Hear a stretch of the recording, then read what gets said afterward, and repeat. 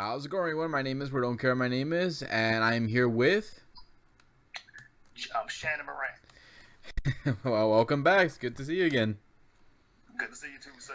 All right, well, we're back, and we're going to be discussing the Friday the 13th franchise, and of all the horror franchises out there, I think this one, along with the Halloween franchise, has more films than any other. Like, I actually had to look at it, and this one used to actually up, if you include Freddy vs. Jason or not, it's up to 11 to 12 films. But Halloween is now it's getting up there because with the next two sequels coming up, that's going to be 13 films.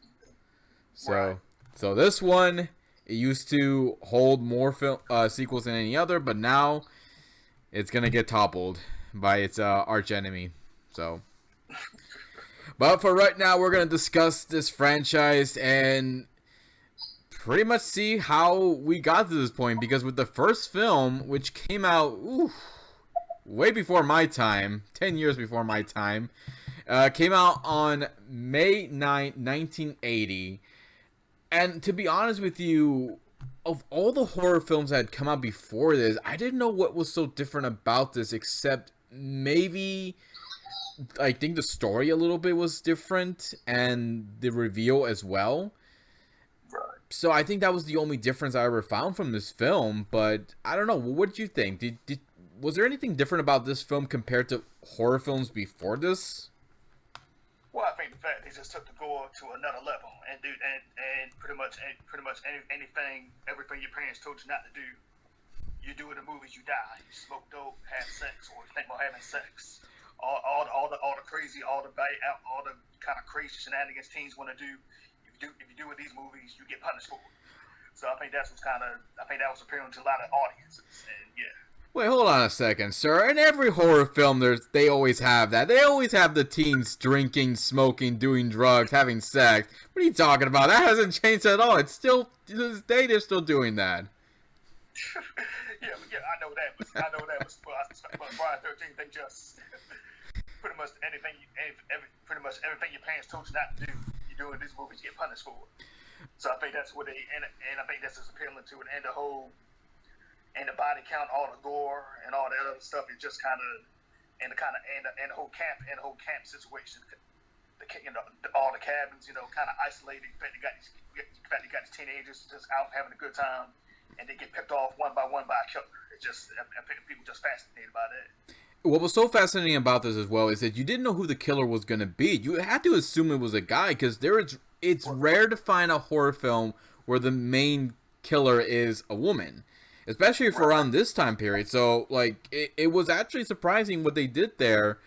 And I also did like the point of view of the killer as well, which was not bad either. And you're right, there was a lot more, like, deaths that were very brutal. So I was actually surprised. Yeah, because also they say they'll pretty much copy Halloween. Copy sets out Halloween. They just took it to another level with the gore and the point of view shots and the fact it was a female killer. But yeah, I was listening to one podcast and one guy made a good point about if you saw it, like you can't recall the twist her being the killer because in fact we don't see Mr. Voorhees throughout the whole movie. Exactly, like she never appeared in film, and that's actually the good thing is the fact because in a lot of horror films, especially the older ones, you already know who it's going to be.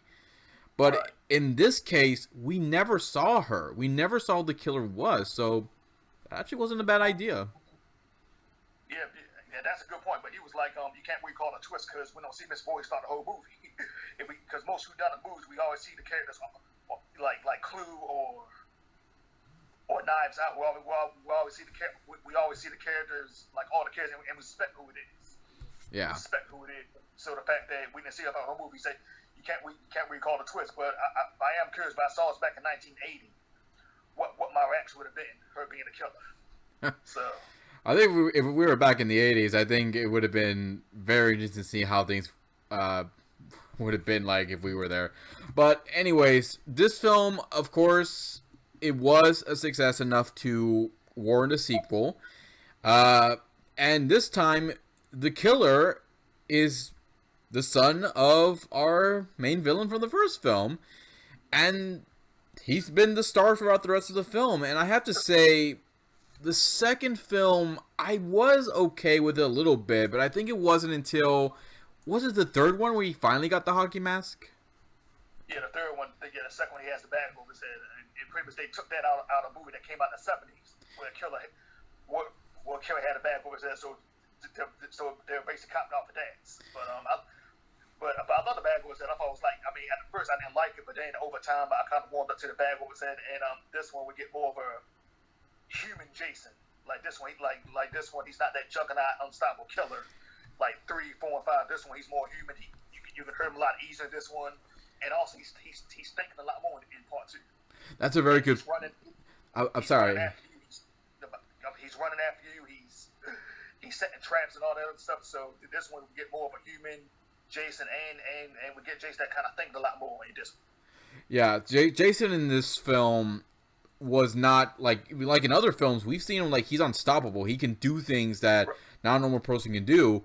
So it was very interesting to see how this character eventually transforms to that monster that we eventually see, and that eventually leads to the third film where like, he took a lot of punishment in that film, especially an axe to the freaking head, and yet somehow by the time we get to the fourth film, he still comes back. So yeah, it was very interesting to see how we saw this character eventually cement the Friday 13 film series, because like I said, with the first one it was fine, but I wasn't sure if it was going to be able to continue with its sequels until eventually Jason, showed us that he was a lot different from a lot of the killers in other horror franchises.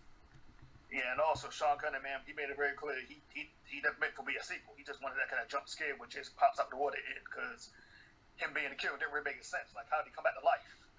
How did he find out where Alex lived at in part two? It doesn't really make sense, but Jason being a killer, it works. It worked for all the other sequels. So.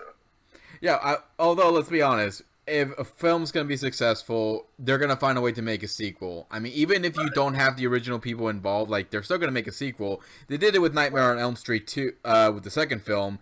They were able to make a sequel of that, and Wes Craven had to come back to fix the mistakes for the third film. So eventually we did see, Jason was killed off by the fourth film, and eventually led to pretty much a film that, the fifth film, that I was kind of confused where it was going with, and I think it's one that I would not even...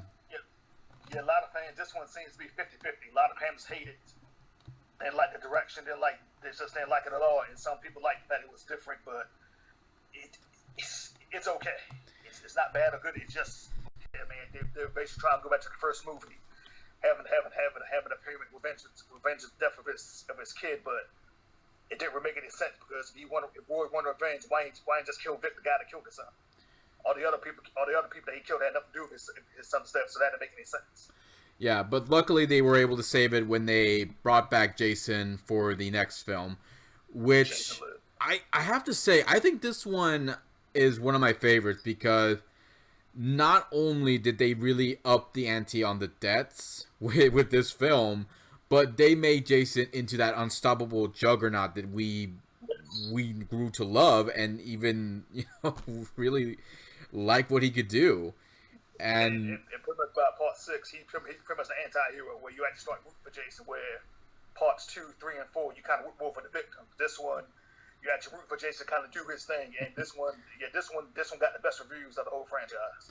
It was self-aware. It didn't take itself too seriously. I mean, you saw at the beginning with the whole James Bond spook, that was just brilliant.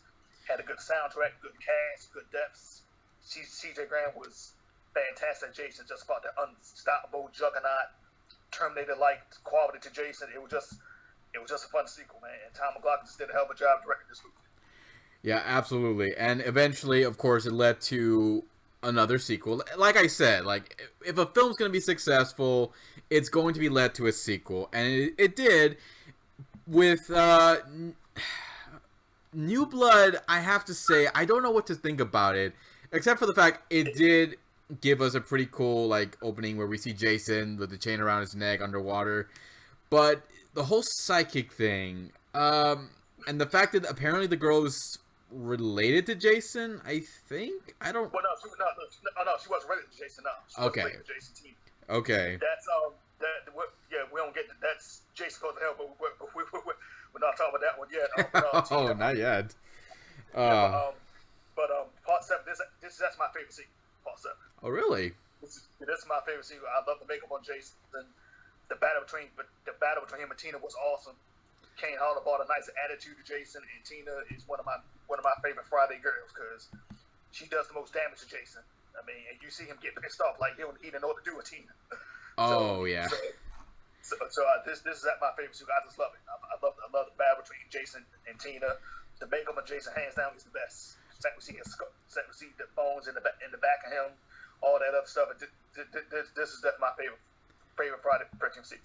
You know, I actually met Kane Hodder when he came down here like years ago, and he was for a horror con we had here.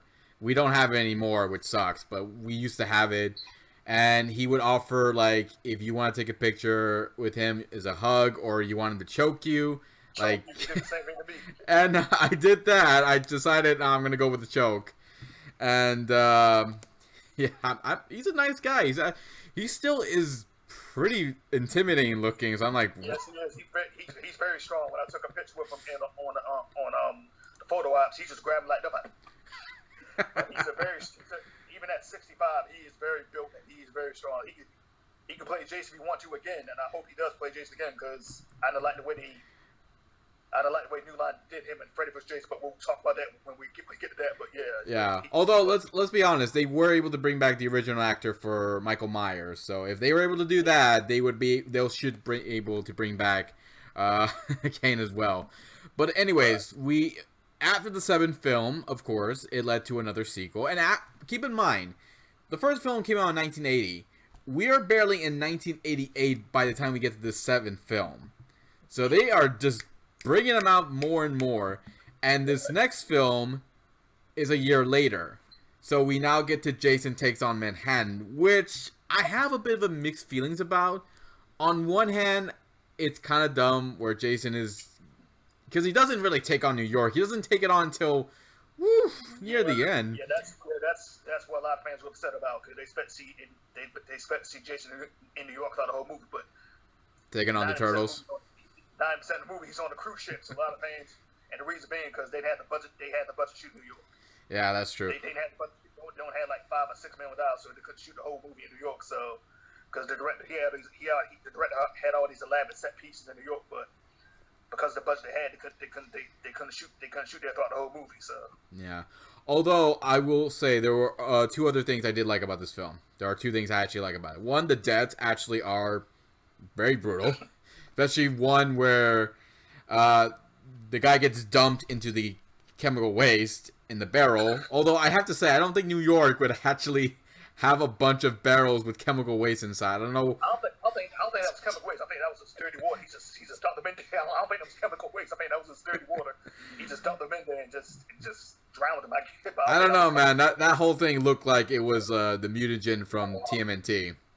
So, and the other one was that kid who was trying to box against Jason. That's my favorite scene. Exactly. That is my favorite scene. That I think that reminds me so much of when Michael took on the in Resurrection when he took on the guy who's doing the karate, like what? Yes, and all I was waiting for Jason to do was like just turn his head like, what the hell is this? Oh man, but I love that because Jason that's actually a unique Jason death. Like you never see him actually punch someone's head off. So there we go. But although I will say the story, it was going somewhere, but then it led to that whole ending where Kane Hodder, he's not a fan of the ending too because apparently him just turning the boy to end didn't really make any sense. And also another thing, the director was told, which he always said before, but he was told this will be the last Friday 13th. This will be the final one, so you kill them all for good. So the director, he was. Hello. First movie, he drowned as a boy, let him die a boy in this movie, but it just didn't quite work as well as it just didn't work. The ending, it just didn't work. So yeah, and you were saying like he thought this would be the last film. Oh boy, he was wrong. Well, the studio, the studio told him like because the movies they won't make as money as used to, so he told the director this would be the last Friday 13th. So kill him off for good this time. So that's why he chose the ending with him turning to a boy at the end.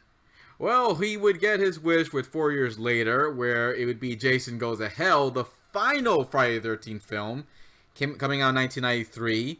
This one, I have no idea what the hell they did here.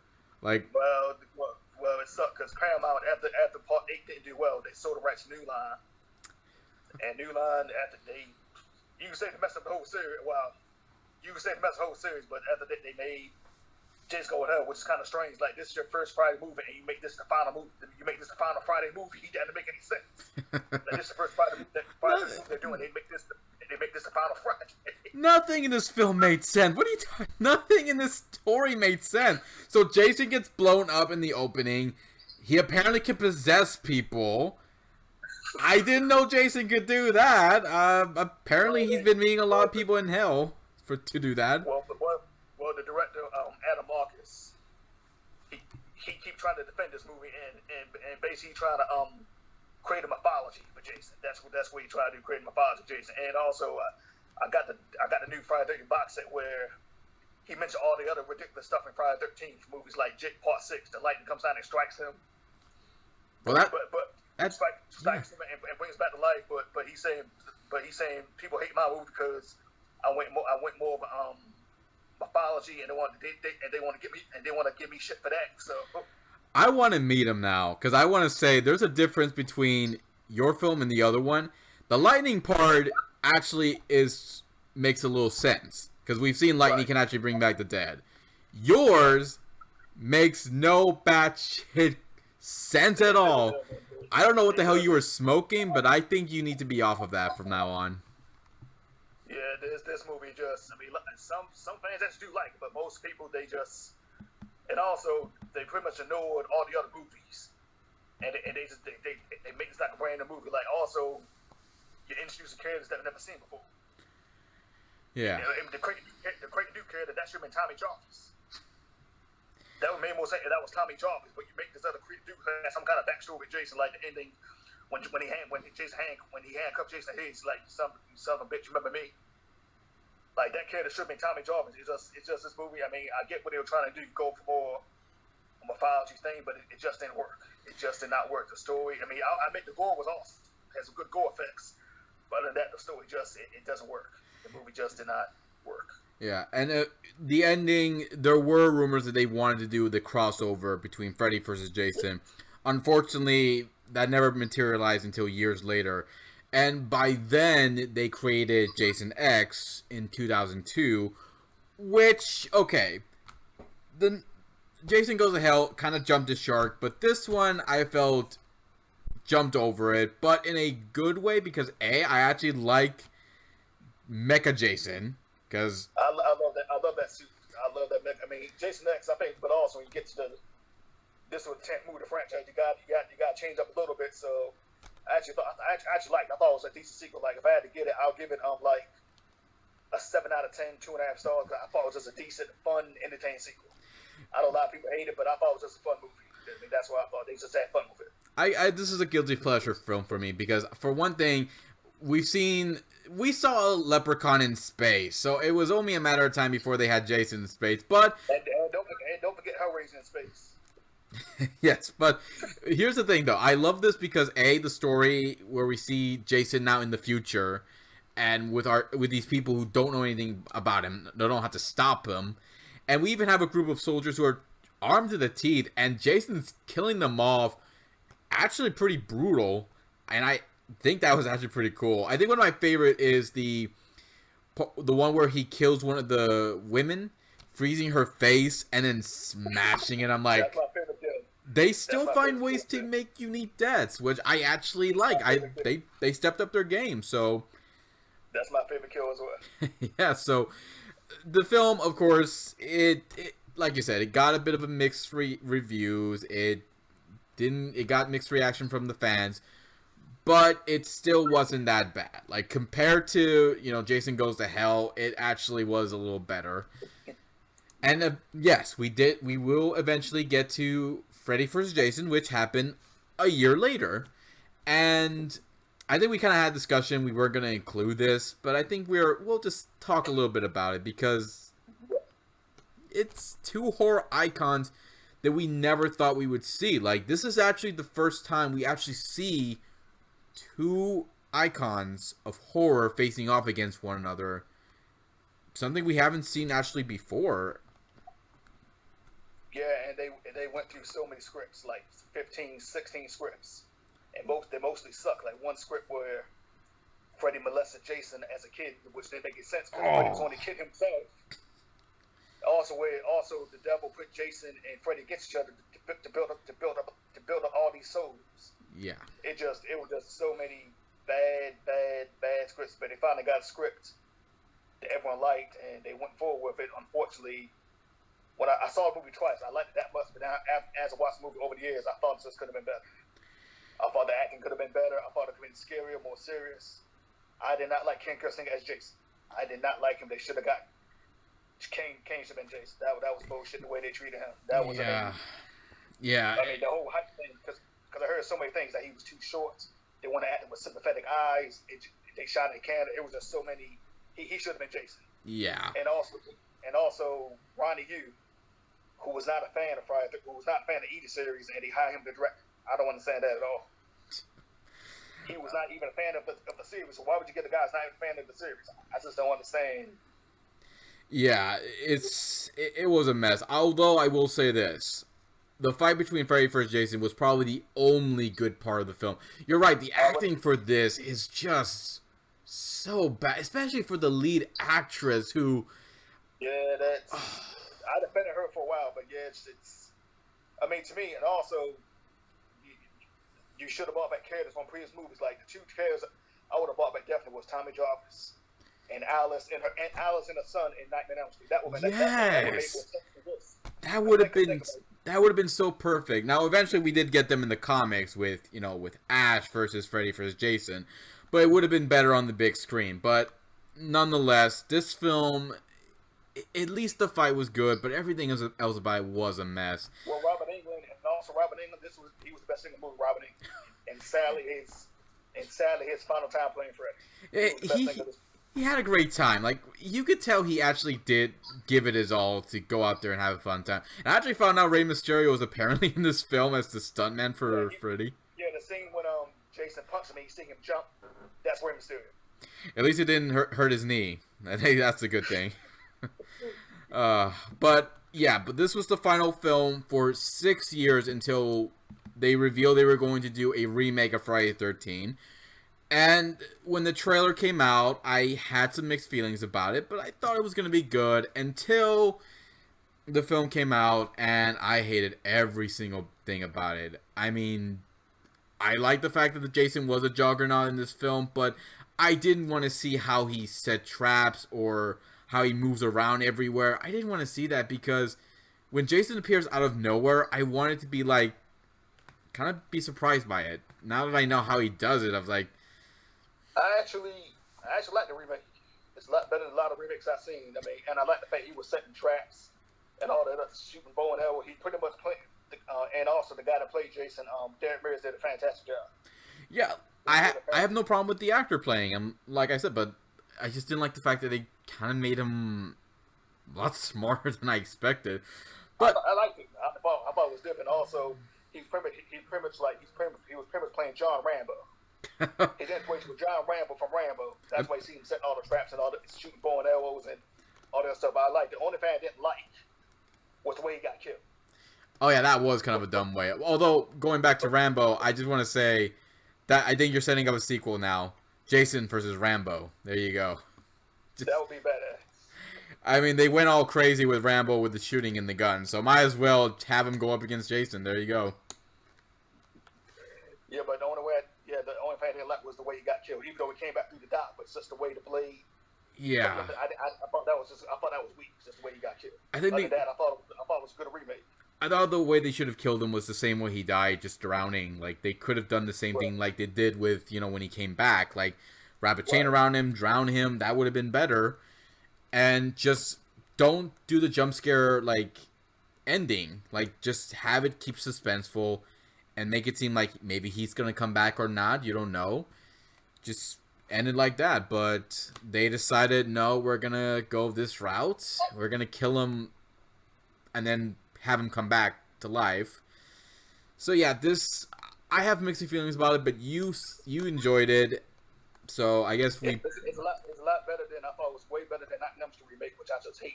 Oh yeah, no question. And I thought it was better than the Halloween remake.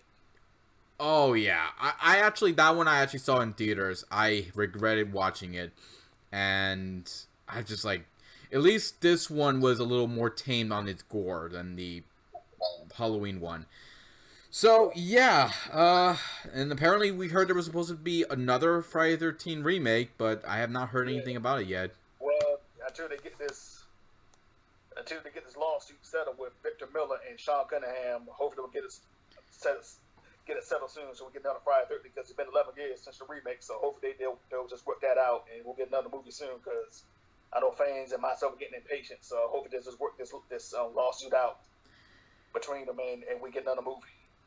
I'm still waiting for Halloween with Michael Myers versus Jason Voorhees. I still want to see that. Like, give me a fight between those two. I would like to see that, but I don't to get those two together like that, because it took them 10 years to do Freddy vs. Jason. So try to do a movie with Michael and Jason.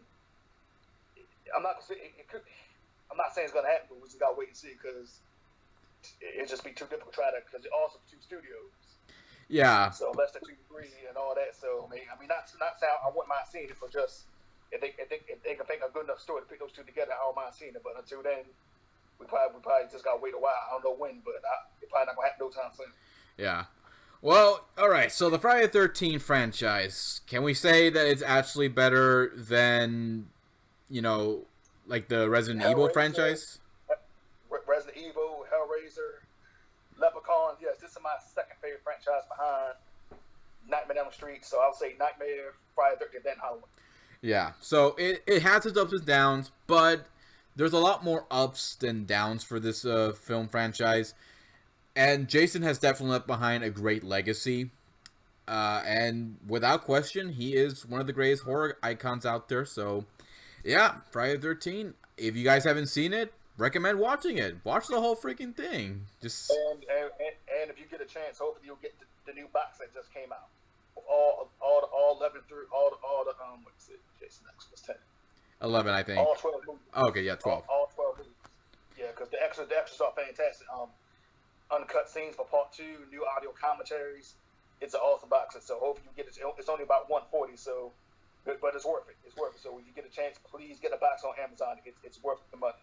By the way, we're not being advertised by Amazon. I wish. Probably make some money over that. But yeah, that's pretty much it. Thank you so much, and we'll be here next time to do. Hopefully, if we cannot do the Nightmare on Elm Street, we'll do the Halloween one for before Halloween. There you go. Okay, let's do. All right. Well, thank you so much. I'll leave your link for your Twitter down below so everybody can follow you. And that's pretty much it, guys. Take care. See you all next time to give you more love and more entertainment. Till then, take care. Be safe. Love you all. And goodbye.